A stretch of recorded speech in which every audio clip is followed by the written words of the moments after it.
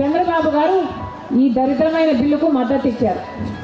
ఇంకోవైపు ఏమో జగన్మోహన్ రెడ్డి గారు రాజశేఖర్ రెడ్డి గారి మొదలుపెట్టిన ఈ పథకం అయింది అని తెలిసి కూడా ఒక్క మాట కూడా జగన్మోహన్ రెడ్డి గారు బీజేపీకి వ్యతిరేకంగా మాట్లాడలేదు.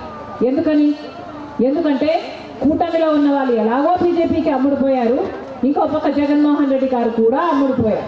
బీజేపీకి వ్యతిరేకంగా ఒక్క చర్య చేయరు, ఒక్క మాట మాట్లాడు. నరేంద్ర మోడీకి పూర్తిగా సాగిలపడ్డాడు జగన్మోహన్ రెడ్డి గారు.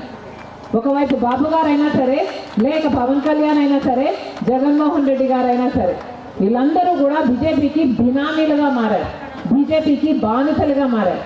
ఈరోజు మన రాష్ట్రంలో ఎంతమంది ఎంపీలు ఉన్నారో అంతమంది ఎంపీలు, టీడీపీ ఎంపీలైనా సరే, జనసేన ఎంపీలైనా సరే, జగన్మోహన్ రెడ్డి గారి వైసీపీ ఎంపీలైనా సరే, మొత్తం అందరూ బీజేపీ పార్టీ కోసమే పనిచేస్తున్నారు.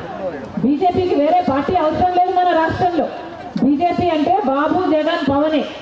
మన రాష్ట్రంలో బీజేపీ అంటే ఎవరో కాదు, వీళ్ళు ముగ్గురే కలిస్తే బీజేపీనే అవుతుంది. మన రాష్ట్రంలో ఇప్పుడు అధికారం ఉన్నది బీజేపీ పార్టీకే. అందుకే చెప్తున్నా, ఈ బీజేపీని వ్యతిరేకించే సత్తా ఏ ఒక్క పార్టీకి లేదు ఇప్పుడు. అందుకే ఒక్క కాంగ్రెస్ పార్టీ మాత్రమే ఇప్పుడు బీజేపీకి వ్యతిరేకంగా మాట్లాడే సత్తా ఉన్న పార్టీ. బీజేపీని వ్యతిరేకిస్తున్నాము అంటే ఎందుకోసం వ్యతిరేకిస్తున్నాము? ప్రజా వ్యతిరేక విధానాల కోసం వ్యతిరేకిస్తున్నాం, వాళ్ళ మత తత్వ రాజకీయాలను వ్యతిరేకిస్తున్నాం. అందుకే ఈరోజు రాజశేఖర రెడ్డి బిడ్డ ఇలా మీ ముందు నిలబడి ఉపాధి హామీ పరిరక్షణ కోసం కొట్లాడుతుంది. ఒక్క ఉపాధి హామీ కాదమ్మా, మన రాష్ట్రంలో ఎన్నో సమస్యలు ఉన్నాయి. ఉపాధి హామీ మాత్రమే కాదు, రైతులకు సమస్యలు ఉన్నాయి, గిట్టుబాటు ధర లేదు, చదువుకున్న బిడ్డలకు ఉద్యోగాలు లేవు, మనకంటూ ఒక రాజధాని లేదు, పోలవరం ప్రాజెక్టు పూర్తి కాలేదు, మనకు ప్రత్యేక హోదా రాలేదు. బీజేపీ ఎన్ని రకాలుగా మనకు అన్యాయం చేయాలో అన్ని రకాలుగా అన్యాయం చేస్తూనే ఉంది.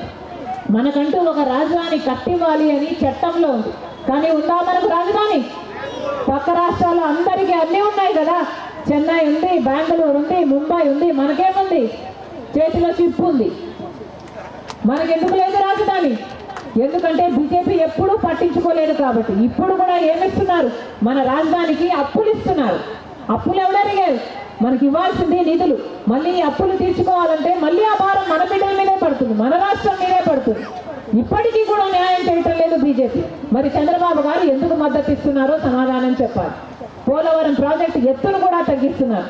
రాజశేఖర రెడ్డి గారు దాన్ని ఒక గ్రావిటీ బేస్డ్ ప్రాజెక్టుగా తీర్చిదిద్దుతామనుకుంటే ఇప్పుడు దానికి లిఫ్ట్ ఇరిగేషన్ ప్రాజెక్టుగా తయారు చేస్తుంది బీజేపీ పార్టీ.